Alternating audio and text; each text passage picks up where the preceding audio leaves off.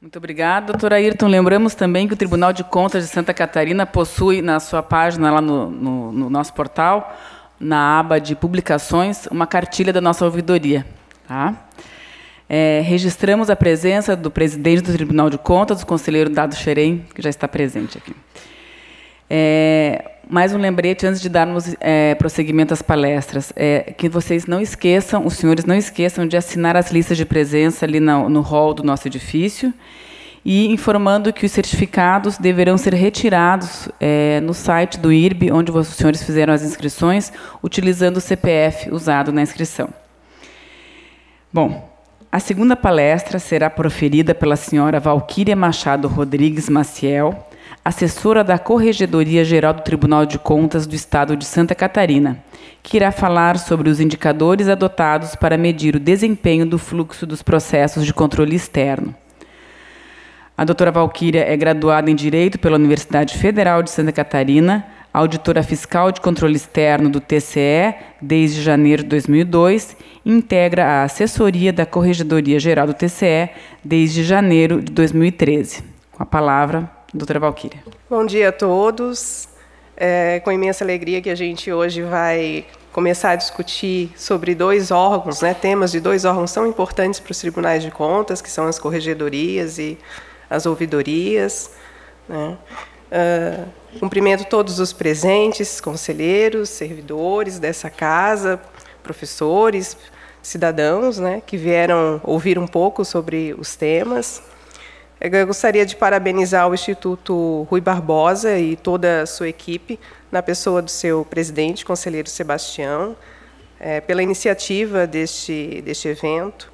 Não é sempre que nós temos a oportunidade de trocar ideias e de aprender um pouco mais sobre ouvidorias e corregedorias nos tribunais de contas. Da mesma forma, eu parabenizo o presidente desta casa, o conselheiro Dado Xerém, e toda a equipe de servidores, colegas servidores, que estiveram envolvidos na organização deste evento, para que todos nós nos sentíssemos bem acolhidos nessa casa.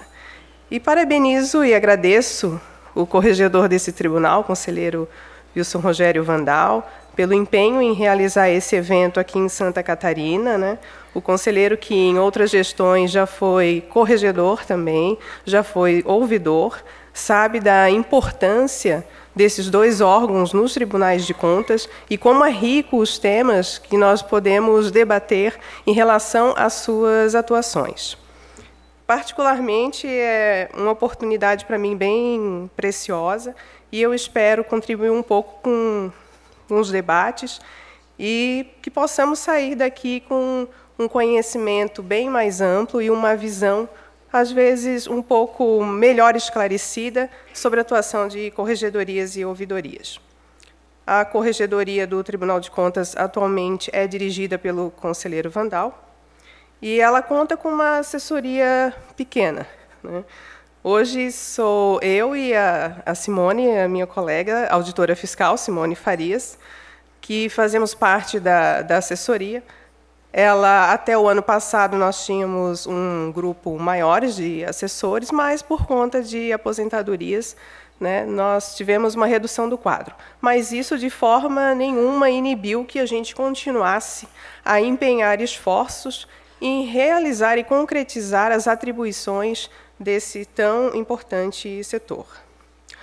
Bem, o assunto que eu vou apresentar para vocês diz respeito a um novo trabalho que nós vamos começar agora em 2017, oficialmente já por meio de um ato do corregedor, que se tornou um provimento, que é a adoção de indicadores para apurar e avaliar o desempenho do fluxo dos processos de controle externo no Tribunal de Contas. E todas as etapas e os prazos a que esses processos estão sujeitos. Bom, falar em indicador implica tratarmos de uma forma de medir, expressar numericamente uma situação, um acontecimento, a fim de qualificarmos por meio de regras e critérios pré-estabelecidos. A adoção de indicadores pelas organizações vem cada vez mais crescendo e conquistando o espaço. Isso porque os trabalhos resultados pelos indicadores, eles auxiliam sobremaneira na tomada de decisão do gestor. Por exemplo, quando a organização precisa direcionar esforços para poder intensificar a sua atuação, melhorar o seu desempenho, quando ela precisa avaliar uma nova metodologia de trabalho para poder otimizar, né, as suas atribuições, quando ela quer empreender ações corretivas ou preventivas de uma situação que se mostra crítica e para fixar metas, né? Enfim, os indicadores, eles fazem um diagnóstico de uma situação e eles permitem que a organização ela possa decidir quais são as ações, quais são os meios que ela vai adotar para poder alcançar o objetivo que ela deseja, o desempenho que ela deseja ou que a sociedade espera dela. Nesse contexto, a assessoria da Corregedoria ela iniciou um trabalho de pesquisa para realmente adotar indicadores para potencializar a sua atribuição no tribunal e auxiliar a instituição a dar uma resposta mais efetiva, mais célere à sociedade.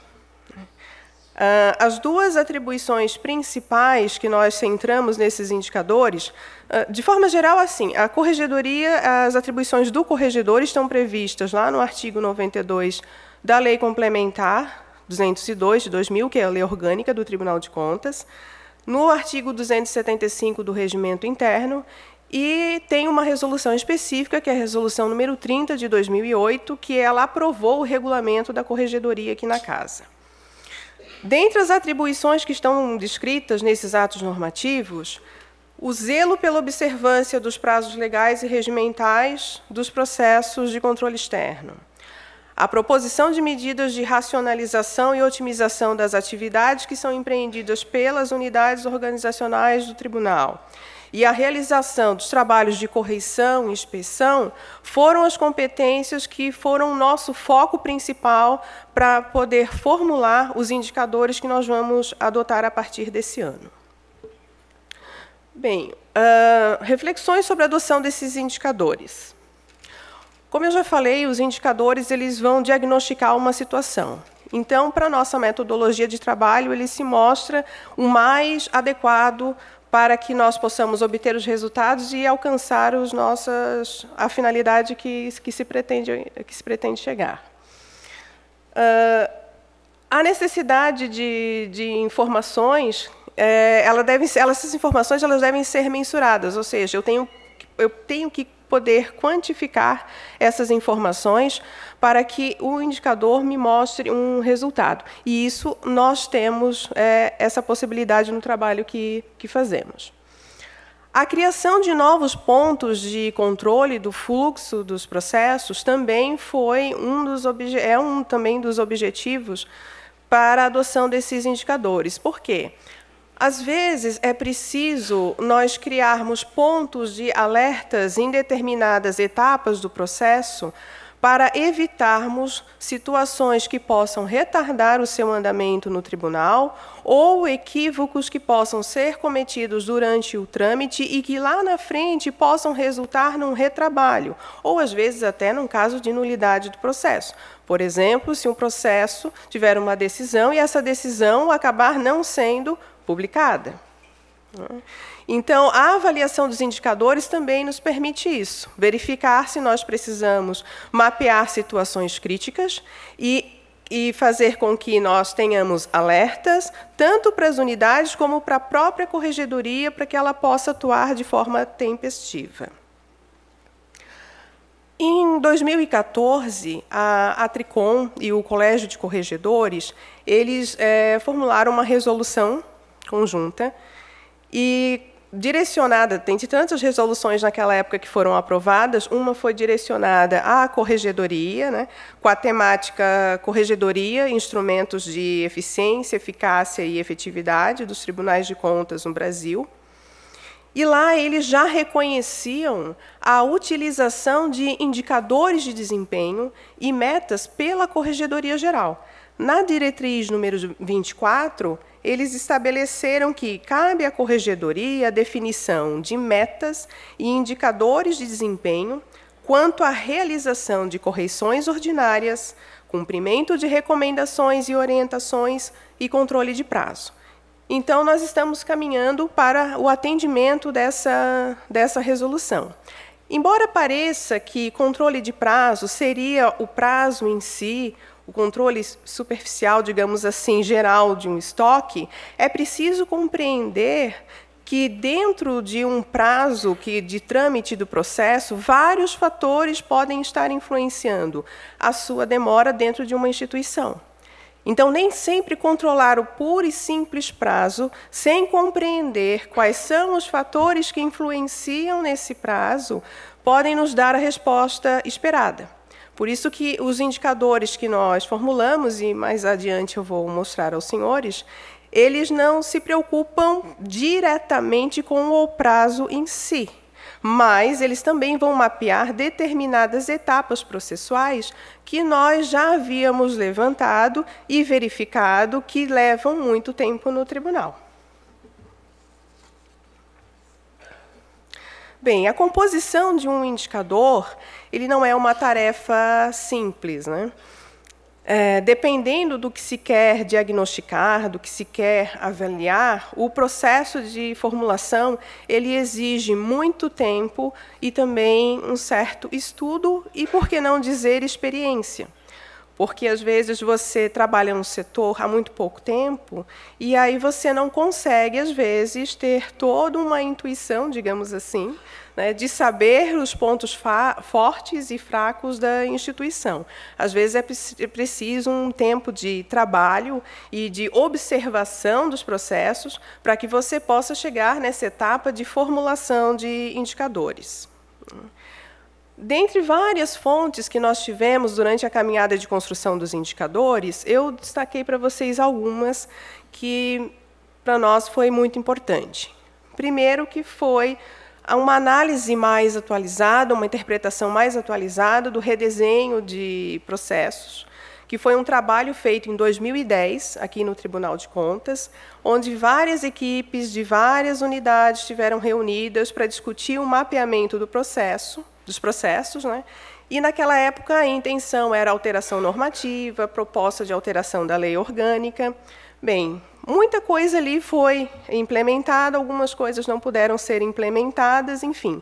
Aquele material nos serviu para já mostrar o que, naquela época, já se começava a discutir e verificar os pontos mais críticos de tramitação do processo no tribunal.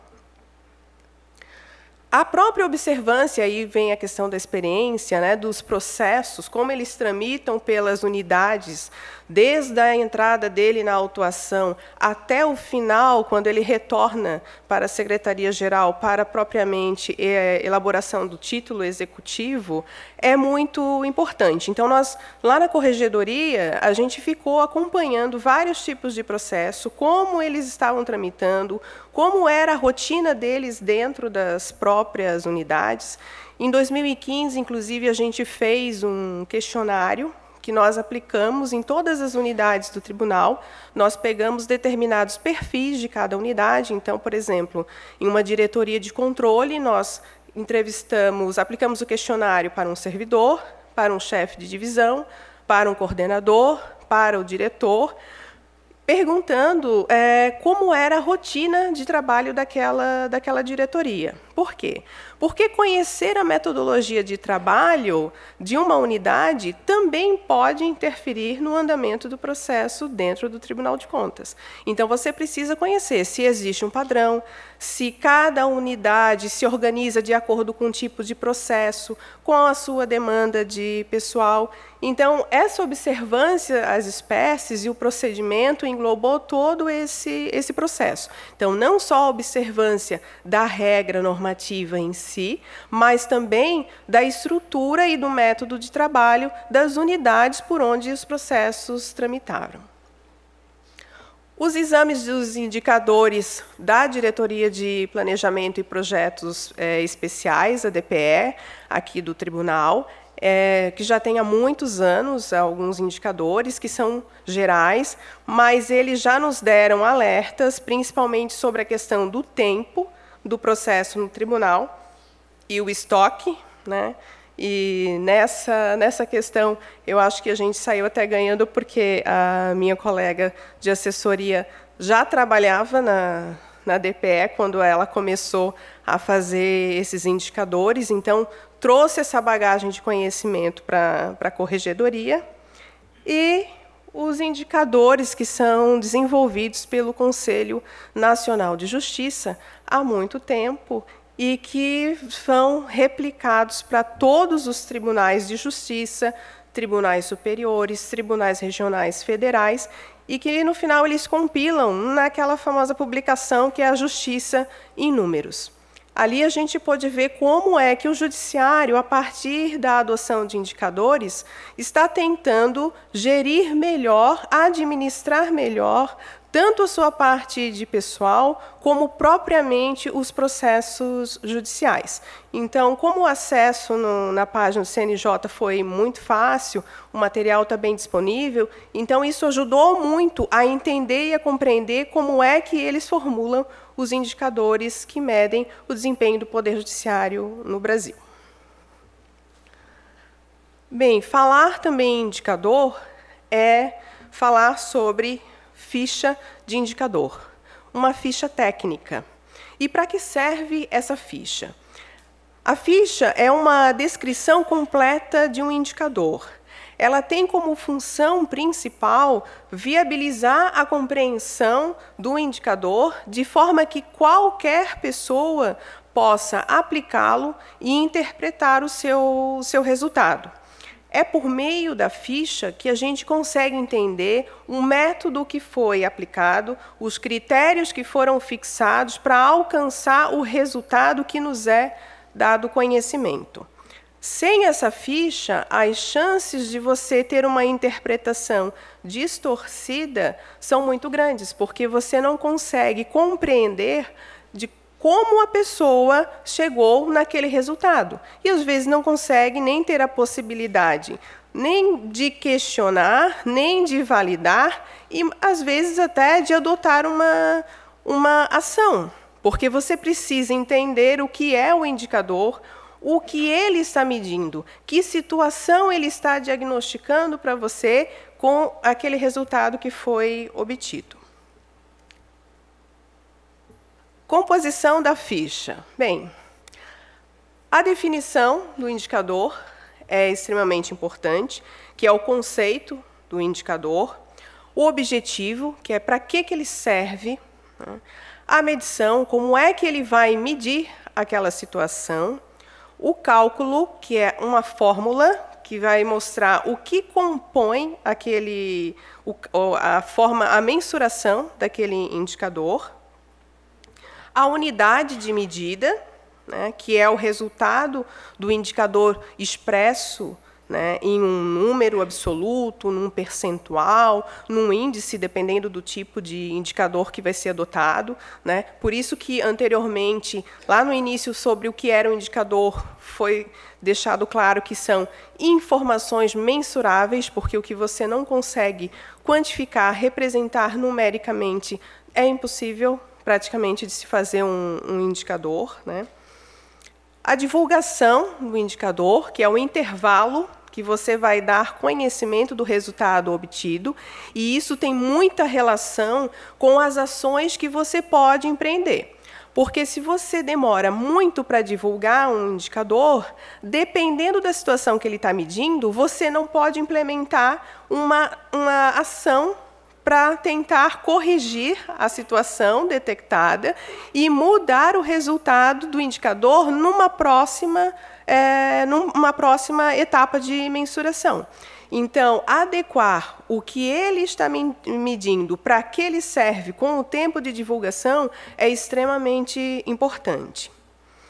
A polaridade, e isso é uma expressão que não são todos os indicadores que contém na ficha, mas você encontra que ele define o direcionamento, uma tendência de um indicador.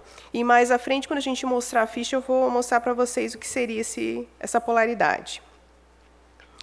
E outras informações que você entender que, colocando ali, toda pessoa que ler a ficha vai conseguir compreender o indicador por si e o resultado por consequente. A questão da meta. A meta também é um elemento que faz parte da ficha de um indicador, e é muito comum de se encontrar. Nós optamos, na verdade, não foi bem uma opção, digamos assim. Foram as circunstâncias que nos levaram a, nesse primeiro momento, não fixar uma meta. Por quê? Primeiro, porque esses indicadores, eles não têm um histórico, eles são novos. Então, o ano passado, nós fizemos medições, mas para fins de validação do próprio indicador. Então, nós ficamos durante quase um ano em período de teste. Pegamos todos os dados que nós precisávamos, e começamos a montar o indicador. Então, aquelas informações eram para teste, né, para verificar se as informações que nós tínhamos colocado nas fichas, os processos que nós tínhamos selecionado, os períodos que nós tínhamos demarcado, se eles se mostravam adequados para a finalidade que nós queríamos. Então, como nós não temos um histórico, nós não conseguimos estabelecer um padrão, que seria mais ou menos verificar nesse alinhamento de indicadores o que foi ali uma métrica padrão para dizer, bom, é exatamente nesse padrão aqui que esse indicador se comporta. Então, para se ter uma meta, primeiramente nós precisamos ter esse histórico do indicador, que ele vai nos mostrar várias situações ao longo, vários resultados ao longo de um período. Segundo, quando a gente pensa em meta, nós temos que pensar que existem unidades que vão cumprir essa meta. Então, novamente, eu tenho que entender a estrutura da unidade, a forma como ela desenvolve a sua metodologia de trabalho, porque eu sei que o processo passa por várias unidades dentro do tribunal. Unidades que têm estrutura funcional diferente, que muitas vezes recebem processos de espécies diferentes, que às vezes tem unidades que têm uma demanda externa, que recebem denúncias, representações em volumes expressos muito grandes. Então, eu tenho que debater com essas unidades a meta que vai ser fixada. E isso também demanda tempo. Então, nesse primeiro momento, qual é o objetivo maior da corregedoria? É diagnosticar as situações que nós já conhecemos, que já vinham durante um tempo mostrando uma situação não muito confortável para o tribunal. Metas vamos deixar para mais para frente, quando nós tivermos um histórico, quando nós pudermos sentar e conversar com todas as unidades e ver quais as ações e quais as possibilidades, as forças que cada unidade, dentro das suas possibilidades, pode ajudar na concretização de um desempenho melhor. Bem, os dados que compõem os indicadores da corregedoria são basicamente esses que estão listados e que são trazidos também pelo provimento. Importante que, quando a gente fala em coleta de dados, a gente tenha pelo menos uma base de dados confiável. E as bases que nós temos hoje são duas. O CIPROC, que é o sistema mais antigo que o tribunal tem, que cuida da tramitação dos processos do tribunal, e o ECIPROC, que está entrando já há um ano, de uma forma mais lenta, mais gradual, que trata dos processos eletrônicos. Então, essas são as duas bases de dados que nós trabalhamos. Nessas bases, o que nós fazemos? Nós capturamos, pelo servidor, as seguintes informações: as espécies e as siglas e os números dos processos, a data de autuação do processo, a lotação do processo, a data de ingresso na lotação, a relatoria, a situação do processo, o assunto do processo, a data da pauta da sessão de julgamento do processo, o teor e a data da publicação das deliberações monocráticas e colegiadas. Especificamente sobre o teor, nós temos os arquivos das deliberações que são proferidas. Então, a leitura fica por nossa conta. Nós temos que ler cada peça, mas elas estão ali disponíveis nos sistemas. Toda vez que nós vamos montar os indicadores, são essas informações que nós coletamos.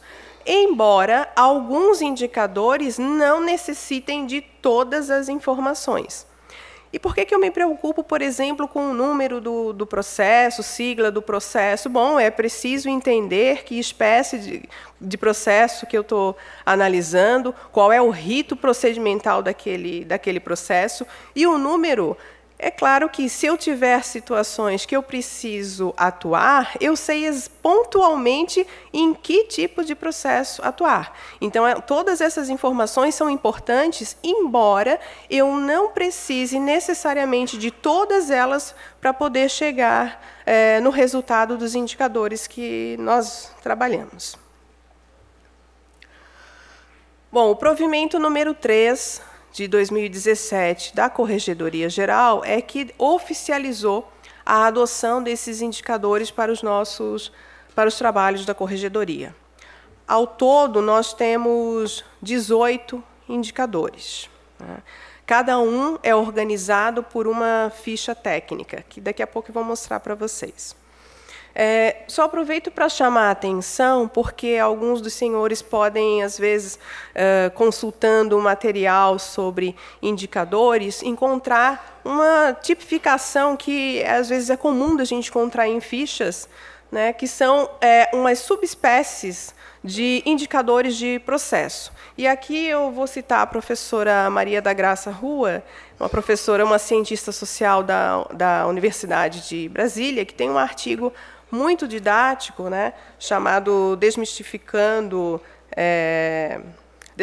o Problema, uma rápida introdução ao estudo dos indicadores, e ela vai apresentar essas subespécies de indicadores de processo. Então, ela vai dizer que existem indicadores que são focados em produtividade e eficiência, que são aqueles que focam pela otimização dos recursos dentro da organização, como eu tento maximizar os recursos humanos e materiais que eu tenho para poder alcançar os meus objetivos. A produtividade, a qualidade e a eficácia, que foca na questão da satisfação do nosso público, né? Como é, e no nosso caso, tribunal, como é que a sociedade está recebendo os nossos serviços, como ela vê a nossa atuação. A efetividade e o impacto, que são os resultados concretizados pela organização.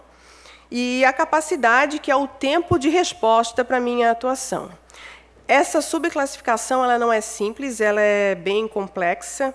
E como alguns dos nossos indicadores, eles nos deram meio que um direcionamento que eles podem estar apresentando mais de uma qualificação, nós resolvemos adiar um pouco essa análise.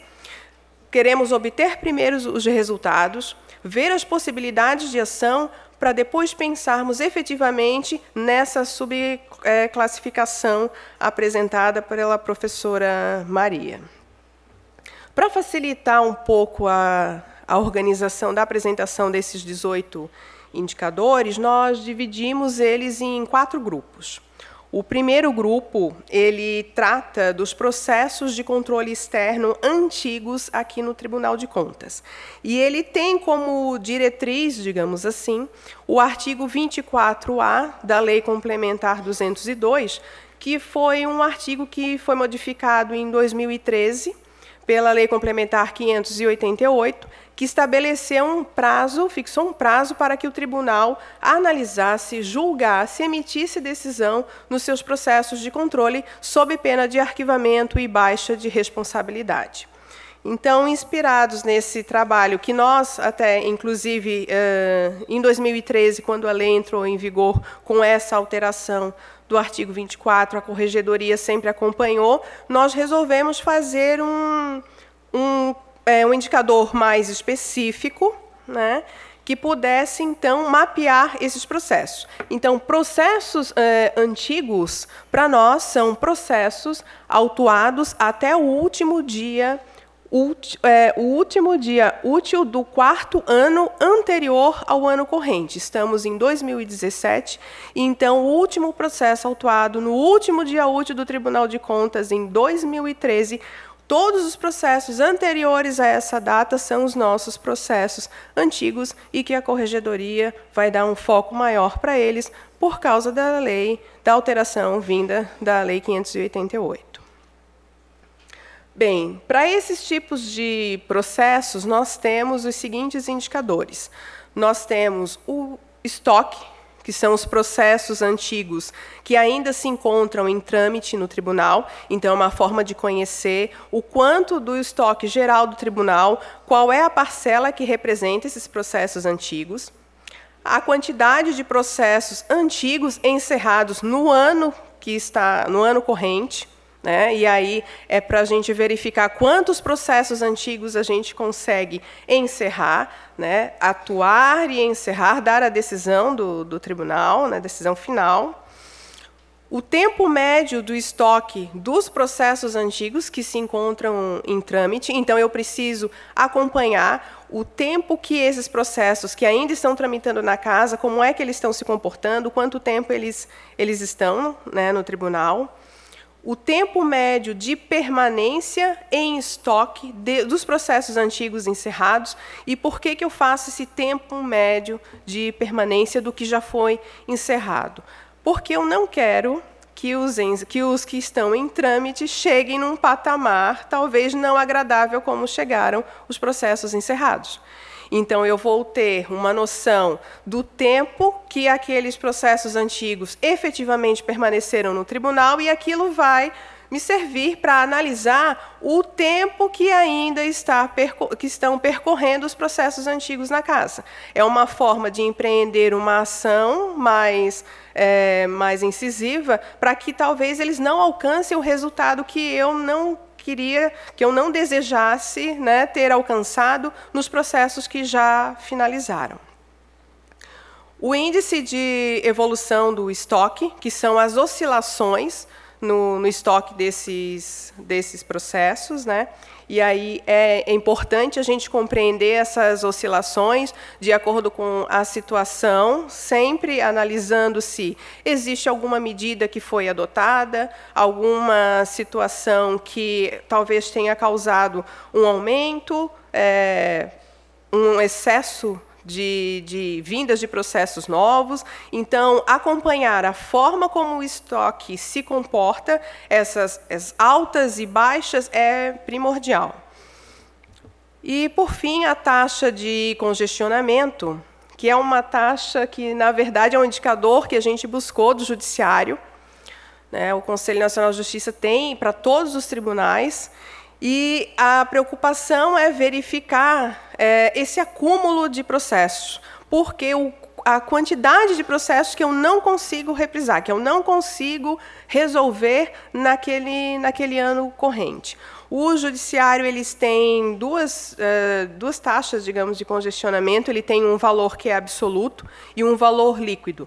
Então, no valor absoluto, eles não fazem distinção nenhuma da situação do processo. Aqueles processos que estão suspensos, em arquivo temporário, eles colocam tudo nessa taxa de congestionamento.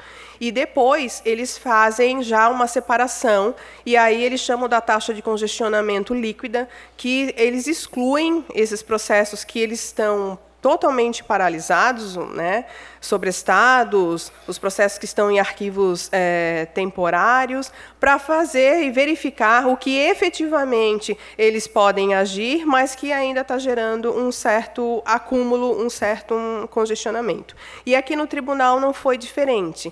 Na explicação desse indicador, vocês vão poder verificar que a gente tira, por exemplo, os processos que estão sobrestados, porque, na verdade, eles causariam um desvirtuamento nessa taxa de congestionamento. O segundo grupo são de indicadores que tratam dos processos normativos. Então, nós temos o percentual de processos de controle externo encerrados fora do prazo processual, e aí, como eu tenho basicamente vários prazos durante o trâmite do processo, então eu sei quanto tempo ele deveria ter ficado no tribunal. Então esse indicador vai nos mostrar isso, quanto dos processos ultrapassaram esse prazo estabelecido nas normas, os processos que estão atrasados na unidade, e esse acompanhamento dos processos atrasados na unidade, a corregedoria do tribunal, ela emite alertas para todas as unidades quando o processo ingressa. Então, dentro do prazo que cada unidade tem, se os processos estão passando, os responsáveis pelas unidades começam a receber e-mail com a lista de processos que estão fora do prazo, para que possam adotar algum tipo de medida. Os pedidos de vista, além do prazo fixado pelas leis do tribunal, e a questão da extinção da punibilidade, que é o artigo 24A da nossa lei, que estabeleceu um prazo para julgamento dos processos aqui no Tribunal de Contas. O terceiro grupo, ele se foca em fases processuais. Então, nós temos a questão da autuação dos processos, então nós precisamos saber quantos processos são autuados no tribunal, porque isso também é um indicativo para mostrar o que pode estar acontecendo em outros processos, né? A quantidade, às vezes, muito autuada de processo, às vezes nos faz congestionar um pouco aqueles processos que estão em trâmite, porque a gente fica no esforço de também dar conta desses novos processos que estão chegando. Então, ter uma quantidade, saber dessa quantidade é importante. Estoque de denúncias e representações pendentes de apreciação de admissibilidade.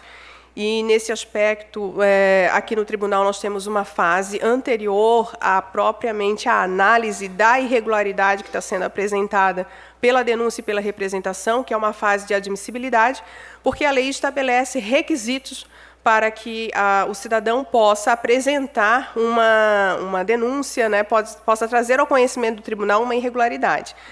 E por que essa fase de apreciação? Porque nós sabemos que quem traz para o tribunal alguma irregularidade fica, sim, na ansiedade de saber se o tribunal vai ou não investigar aquela situação.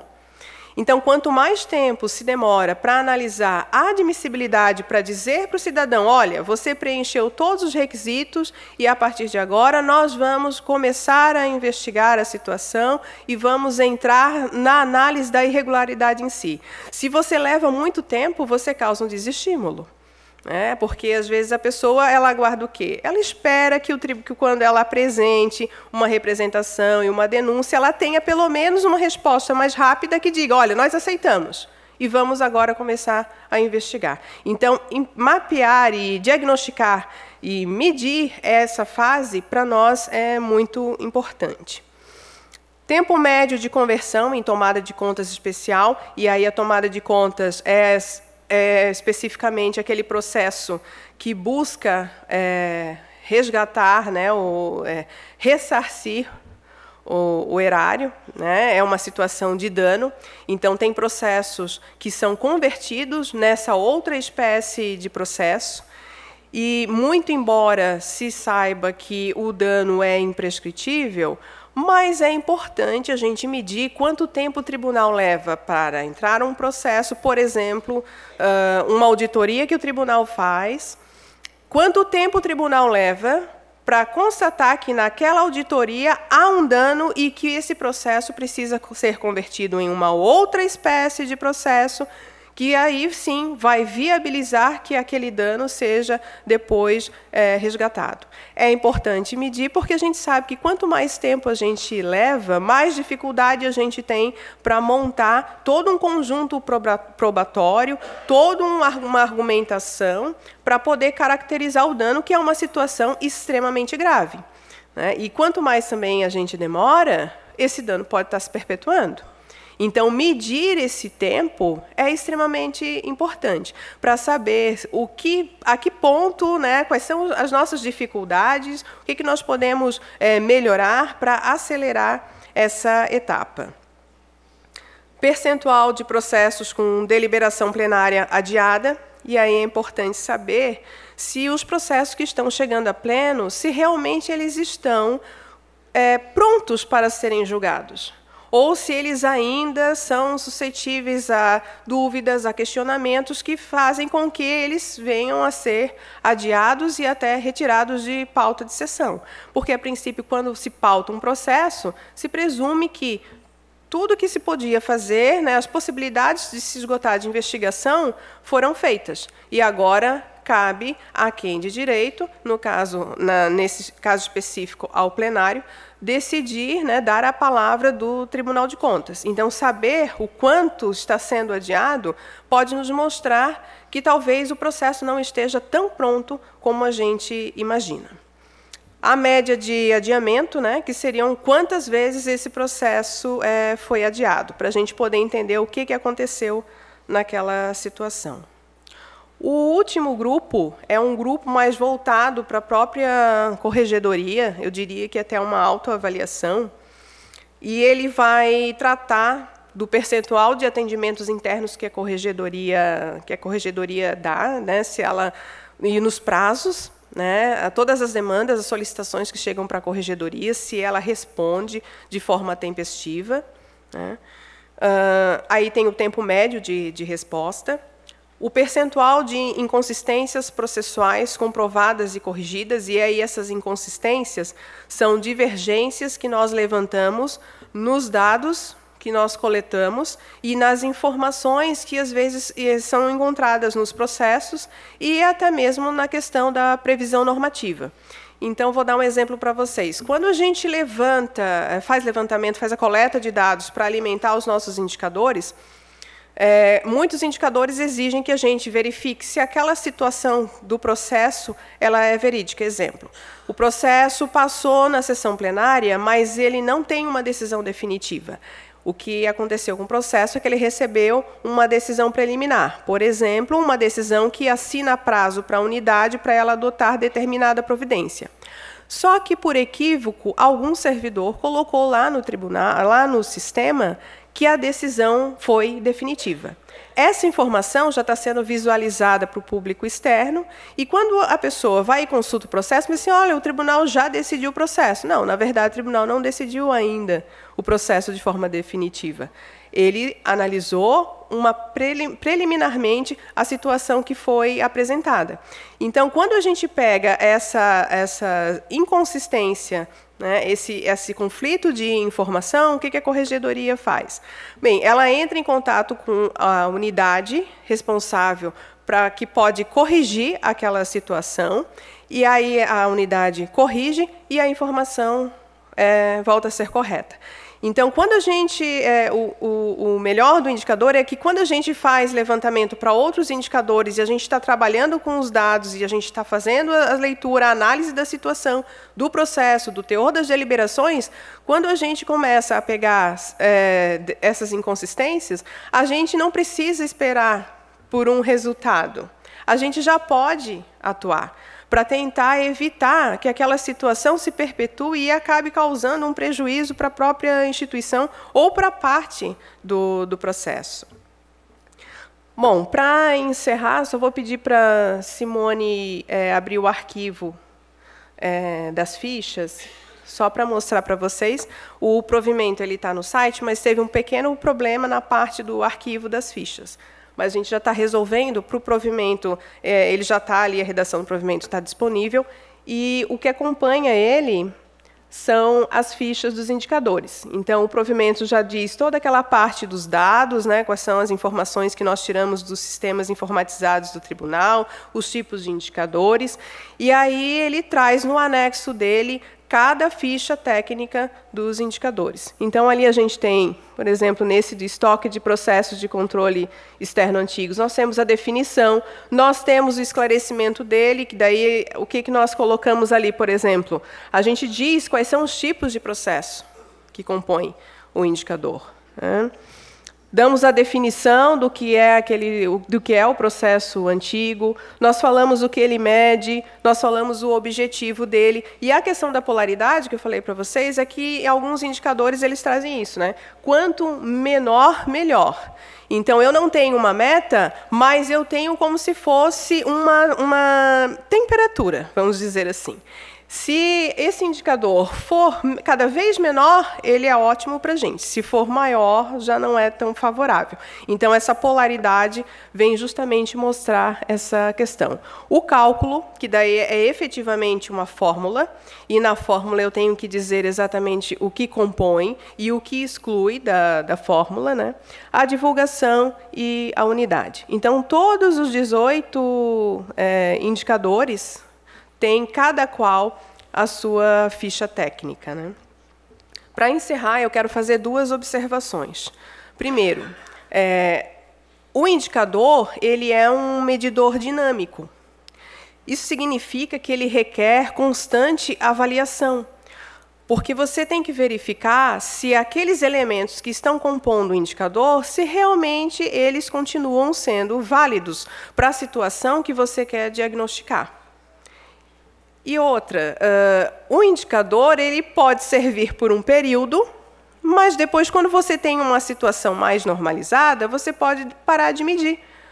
Você pode achar que não há mais sentido fazer uma medição de uma determinada situação, porque ela já está sob controle e ela não representa algo de negativo ou que venha provocar um desempenho não tão bem-sucedido da instituição. Então, tudo vai depender do que você quer diagnosticar. O que nós temos que ter em mente é, uma vez criado o indicador, não é para sempre.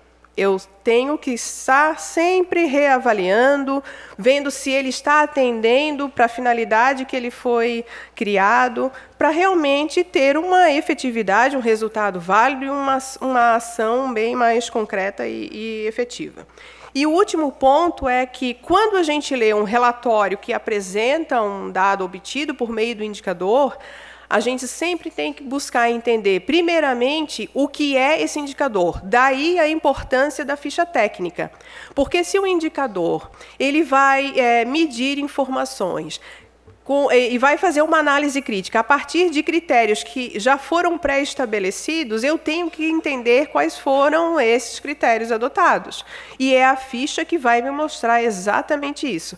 Então, simplesmente olhar 70%, bom, primeiro eu quero entender o que é esse indicador, para depois eu compreender o que é esse 70%, digamos, que ele está me mostrando. Eu compreendi o indicador, eu vou analisar se ele vem acompanhado de um gráfico, de uma tabela, e aí sim eu vou me focar nesse resultado, e em seguida eu vou analisar o quê? Eu vou prestar atenção na análise crítica feita em cima desse resultado, e nas perspectivas de ação que quem analisou está me mostrando. Aí eu tenho verdadeiramente uma interpretação do indicador. Bom, seria isso. Eu agradeço a presença de todos e espero ter contribuído um pouquinho com os debates da manhã. Obrigada. Muito obrigada, doutora Valquíria. Informamos aos senhores, então, que está encerrada a parte da manhã e retornaremos às atividades no período da tarde, a partir das 14h com as atividades programadas.